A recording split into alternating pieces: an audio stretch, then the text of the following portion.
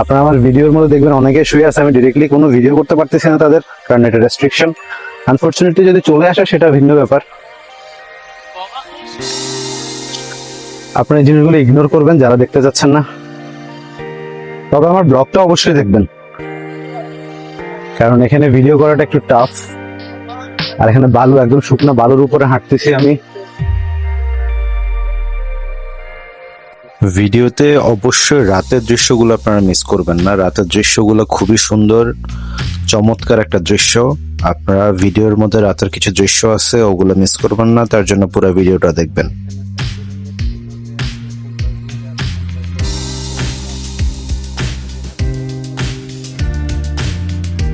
সূর্য ডুবার টাইম হয়ে গিয়েছে, আমি এখন আরেকটা এরিয়াতে আসছি। এই এরিয়াটা আরো বেশি সুন্দর। এখানে আপনার বিভিন্ন ধরনের রাইড গুলা আছে, লাইক আপনি যদি রাফটিং করতে চান বা হচ্ছে স্কাই ডাইভ করতে চান, এই সব ব্যবস্থা এই পাশে আছে। তো এখানে হচ্ছে খুবই শান্তশিষ্ট এরিয়াটা, আর খুবই ডেকোরেটেড। আপনাদের যদি একটু আমি ঘুরে দেখাই, দেখতে পাচ্ছেন এখানে আবার মানুষ একটু কম। সো আমাদের কক্সবাজারে যেমন হচ্ছে ছাতার নিচে বেঞ্চি দিয়ে এরপর সিট পাতা থাকে, এখানে সেটা আছে।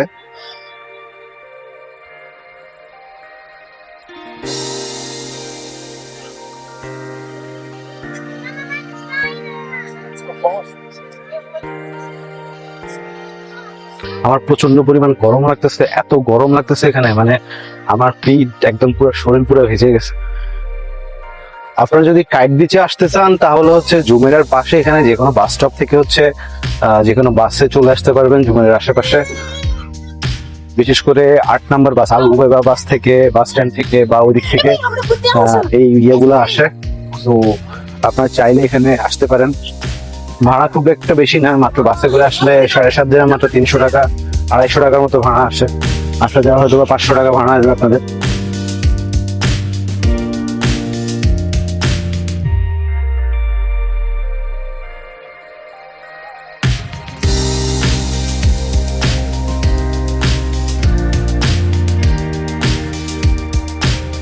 আপনাদেরকে দূরে একটা ইন্টারেস্টিং জিনিস দেখাই, সেটা হচ্ছে এই যে দূরে একটা দ্বীপের মতো দেখতে পাচ্ছেন, আপনাদেরকে জুম করে দেখাই আমি একটু। এটা কিন্তু সম্পূর্ণ কৃত্রিম একটা দ্বীপ, মানুষের তৈরি, দুবাই থেকে ওরা নিজেরা তৈরি করছে এই দ্বীপটা। এখানে গাছপালা থেকে শুরু করে একদম সবকিছুর ব্যবস্থা আলাদা আলাদা করা আছে, এবং এখানে এখনো কনস্ট্রাকশন চলতেছে। ওখানে দেখেন সবকিছুকে কিভাবে করা আছে, এই যে গাছ রোপণ করছে, গাছ রোপণ করা থেকে শুরু করে মানুষ, হোটেল, সবকিছু এখানে আছে। জায়গাটা কিন্তু অনেক সুন্দর। চলেন এবার আমাদের কক্সবাজার নিয়ে কিছু বলি। সারা ওয়ার্ল্ডে সবচাইতে বড় সমুদ্র সৈকতটা বাংলাদেশে থাকা অবস্থায়ও আমরা টুরিস্টদেরকে আকর্ষণ করতে পারি না। অথচ দুবাইয়ের মতো একটা জায়গা দেখেন, এই জায়গায় কত পরিমাণে এই অফ সিজনে সারা বিশ্ব থেকে মানুষ এখনো এখানে আসে। বাংলাদেশের যদি কক্সবাজারটাকে যদি ওইভাবে সাজানো যাইতো, কত সুন্দর একটা ভিউ হইতো, কত সুন্দর একটা জায়গা হইতো। অ্যাটলিস্ট বাংলাদেশের মানুষ ওইখানে গিয়ে ভরে যাইতো। এখনো যদিও অনেক মানুষ যায়, কিন্তু আসলে মানুষের যাওয়ার জায়গা নাই, ঘোরার জায়গা নাই, অত সুন্দর প্লেস নাই, এই জন্য মানুষ আসলে কক্সবাজার যায়। কিন্তু আমাদের তো নিজের দেশের টাকা নিজের দেশে রেখে লাভ নাই, তাই না? এটাকে রোলিং করে তো হচ্ছে বাংলাদেশে তেমন কোনো উন্নত হবে না। আমাদের দেশ থেকে, আমাদের দেশে যদি বিভিন্ন দেশ থেকে, বিদেশ থেকে মানুষ এখানে ঘুরতে আসতো, তাহলে বাংলাদেশে বৈদেশিক মুদ্রার একটা উপার্জনের একটা জায়গা হতো।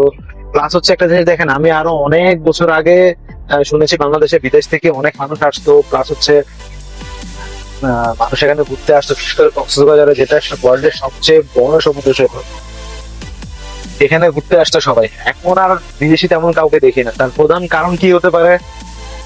তার প্রধান কারণ হতে পারে হচ্ছে বাংলাদেশের সিকিউরিটি সবচেয়ে বড় সমস্যা। দ্বিতীয় হচ্ছে বাংলাদেশের মানুষগুলো আসলে বিদেশিদের দেখলে যে পরিমাণ মানে লোভনীয় ভাবে তাদের দিকে তাকায়, তাদের কাছ থেকে সাপোজ 5 টাকা জিনিস তাদের কাছে 50 টাকা চায়। এমন অনেক উদাহরণ আছে, এমন অনেক ভিডিও আমরা দেখি এখনো, যারা হচ্ছে ব্লগ করে, যাদের যেসব বিদেশ থেকে মানুষ এসে এখানে ব্লগিং করতে আসে, তাদের কাছ থেকে আমরা দেখি মূলত ওরা বিভিন্ন ভিডিওতে দেখায় যে আসলে এখানে বাংলাদেশের মানুষ 20 টাকার জিনিস 50 টাকা চায়, 100 টাকার জিনিস 500 টাকা চায়।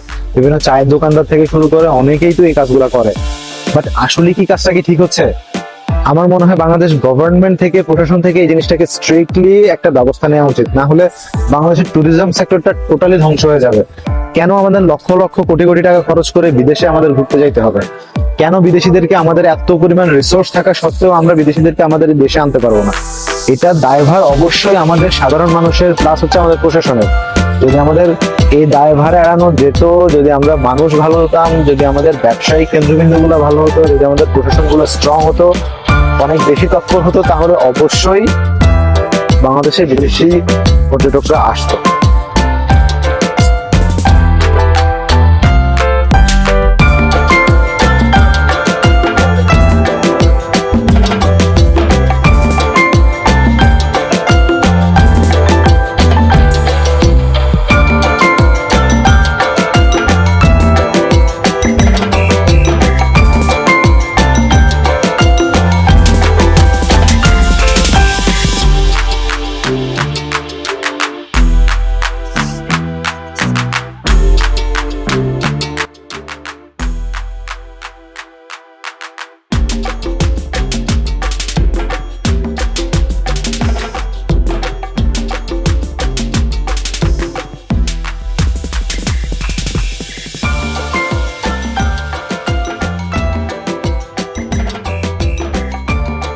এখানে বিচের পাড়ে আসলে কোনো গাড়ি চালানোর ব্যবস্থা নেই বা গাড়ি চলতে দেয় না। এখানে বিচের জন্য পার্মানেন্ট কিছু গাড়ি আছে।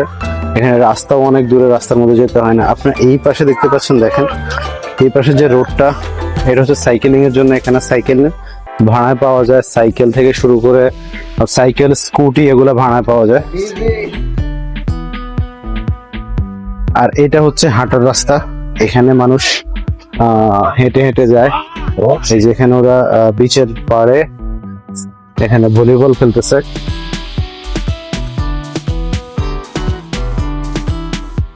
এই যে আপনাদেরকে দেখাই, এখানে যে সাইকেল গুলা, এটা হচ্ছে কারিম থেকে। কারিম এখানকার হচ্ছে পাঠাও রাইডের জন্য যে ইয়েগুলা বাংলাদেশে আছে, ওই রকম কারিমের এখানে সাইকেল দেয়া আছে, কারিমের বাইক আছে, কারিমের থেকে স্কুটি দেয়া আছে।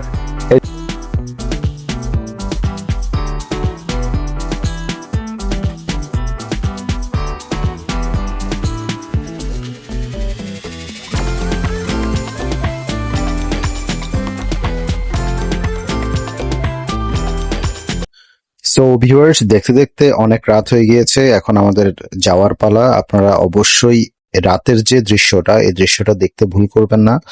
এখানে রাতে এরা এখানে যে ভলিবল খেলে, প্লাস হচ্ছে সমুদ্রের যে ভিউটা রাতের, এই দৃশ্যটা খুবই মনোরম, খুবই সুন্দর, আশ্চর্যজনক একটা দৃশ্য।